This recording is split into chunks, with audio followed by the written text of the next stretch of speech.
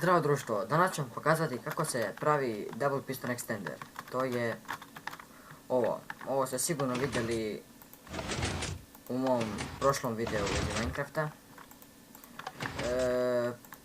Jedna prosta mašinerija koja je vrlo korisna. Treba će vam dva sticky pistonsa, dva repeatera, malo redstona, poluga ili dugme i površina od 3x3 bloka. Vidite dva sticky pistonsa, kao naprijed ili u koju pravcu želite da gurnete blok. Na zadnji sticky piston stavite repeater na jedan tik.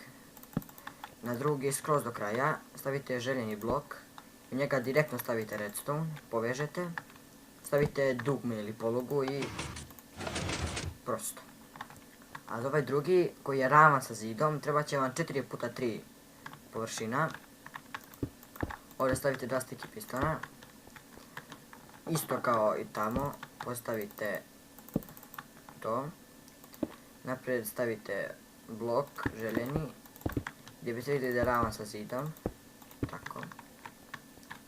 Onda povežete s redstoneom, ali morate da stavite ispod dole, da biste lepše vidjeli. Tu i u blok, ovaj, koji se nalazi ispod bloka koji želite da gurnete, stavite dugme ili polugu i u suštini to je bilo to što sam htio da vam pokažem u ovom videu. Ali samo da napomenem, sve što vidite ovdje bit će pravljeno osim toga i toga. Pravit ću skrivene stepenice koje su vrlo korisne, a vrlo proste. Pokazat ću kako se pravi lift, redstone koji ide uzbrdo, te flip-flop, filter, sve. I to je bilo to. Doviđenja.